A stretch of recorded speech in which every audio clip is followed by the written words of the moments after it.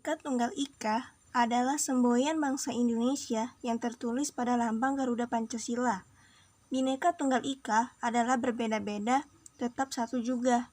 Indonesia memiliki lebih dari 17.000 pulau, sehingga memiliki beragam suku, budaya, ras, dan adat istiadat. Karena Indonesia sangat beragam, namun bangsa Indonesia tetap satu kesatuan yang enggak bisa dipisahkan. Kalimat Bhinneka Tunggal Ika ini berasal dari bahasa Jawa kuno. Jika diartikan secara harfiah, begini bunyinya. Bhinneka Tunggal artinya beragam atau bermacam-macam. Tunggal artinya satu, Ika artinya itu, sejarah dan artinya. Berdasarkan arsip resmi Kementerian Hukum dan HAM, Bhinneka Tunggal Ika berasal dari bahasa Jawa kuno yang diambil dari kitab atau Kakawin Sutasomo karangan Empu Tantular pada masa Kerajaan Majapahit sekitar abad ke-14 Masehi. Bhinneka Tunggal artinya beragam atau beraneka. Tunggal artinya satu dan Ika artinya itu. Berdasarkan buku A Study in Old Javanese Vajrayana, semboyan Indonesia ini dibuat bukanlah tanpa sebab. Kitab Kakawin ini mengajarkan toleransi antar agama yang artinya secara harfiah Bhinneka Tunggal Ika meski beraneka ragam tapi tetap satu juga. Makna Bhinneka Tunggal Ika ini menggambarkan persatuan dan kesatuan bangsa Indonesia yang terdiri dari beraneka ragam suku, budaya, ras, agama, dan bahasa. Indonesia yang kaya akan perbedaan dan mampu menjaganya dalam persatuan menjadi inspirasi bagi negara-negara lain di dunia dalam menjaga persatuan. Sejak awal Indonesia adalah bangsa yang sangat bineka, sangat beragam, dan sangat majemuk. Berkat perjuangan para pahlawan, Indonesia bisa menjadi bangsa yang kokoh. Nah, Bhinneka Tunggal Ika berhubungan dengan Pancasila. Agar kita memahaminya, yuk kita lihat apa saja arti dan makna dari lambang-lambang Pancasila.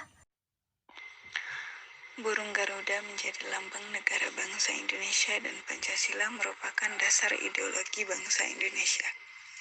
Lambang negara Indonesia adalah burung Garuda yang di dalamnya terdapat 5 lambang Pancasila beserta maknanya. Kelima simbol tersebut adalah bintang, rantai, pohon beringin, kepala banteng, padi, dan kapas. Dalam pelajaran pendidikan kewarganegaraan, seringkali kita ditanyakan apa makna dan arti dari masing-masing lambang tersebut. Yuk kita bahas satu-satu. Bintang. Lambang bintang emas dengan perisai latar belakang berwarna hitam dijadikan sila pertama dalam Pancasila yang berbunyi ketuhanan yang Maha Esa. Pada bintang berwarna kuning bersudut 5 bintang diartikan sebagai sebuah cahaya rohani untuk setiap manusia, dikutip dari situs Kementerian Pendidikan dan Kebudayaan atau Kemdikbud. Bintang emas mengandung maksud bahwa bangsa Indonesia adalah bangsa yang religius, di mana bangsa yang beriman dan bertakwa kepada Tuhan yang Maha Esa sesuai dengan kepercayaan masing-masing. Contoh kegiatan yang bisa diterapkan sesuai sila pertama adalah 1. Percaya kepada Tuhan Yang Maha Esa. 2. Hormat menghormati. 3. Hidup rukun.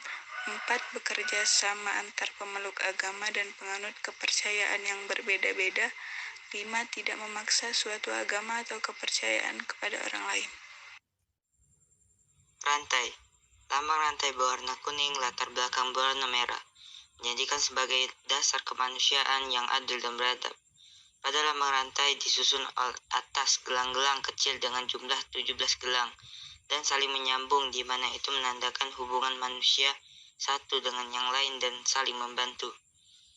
Gelang yang berbentuk persegi menggambarkan pria, sementara gelang yang berbentuk lingkaran menggambarkan wanita. Contoh kedua Pancasila yang bisa diterapkan dalam masyarakat adalah: yang pertama, sikap saling mencintai sesama manusia. Yang kedua, tenggang rasa. Yang ketiga, gemar menolong orang lain. Yang keempat, tidak membeda-bedakan. Yang kelima, berbicara kepada orang lain dengan sopan santun.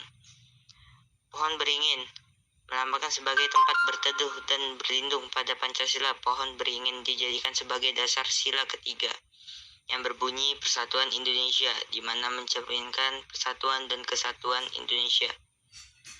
Pohon Indonesia yang memiliki akar tunjang, sebuah akar tunjang panjang yang menunjang. Pohon besar ini dengan tumbuh sangat dalam ke dalam tanah. Pohon beringin memiliki banyak akar yang menggelantung pada ranting-rantingnya. Contoh ketiga sila Pancasila dalam lingkungan masyarakat adalah yang pertama rela berkorban, yang kedua cinta tanah air, yang ketiga mencintai produk lokal, yang keempat bergaul dengan teman tanpa membedakan suku, ras, dan adat istiadat, ikut menjaga keamanan lingkungan. Kepala Banteng. Lambang kepala banteng dijadikan sebagai dasar Pancasila keempat yang berbunyi kerakyatan yang dipimpin oleh hikmat kebijaksanaan dalam permusyawaratan perwakilan. Banteng merupakan binatang yang suka berkumpul sama seperti manusia dalam mengambil keputusan yang harus dilakukan secara musyawarah. Salah satunya dengan berkumpul dan diskusi. Contoh sila keempat Pancasila dalam lingkungan masyarakat adalah 1. Mengutamakan keputusan yang diambil secara musyawarah. 2. Tidak memaksa kehendak orang lain. 3. Melaksanakan musyawarah mufakat. 4. Menghormati dan menjunjung tinggi hasil musyawarah. Padi dan kapas dimaknai sebagai salah satu kebutuhan rakyat Indonesia tanpa melihat status dan kedudukannya. Padi dan kapas mencerminkan pangan dan sandang. Ini menandakan tidak adanya kesenjangan antara satu dengan yang lain. Pada Pancasila, padi dan kapas dijadikan sebagai dasar kelima berbunyi keadilan sosial bagi seluruh rakyat Indonesia. Contoh kelima Pancasila dalam lingkungan masyarakat.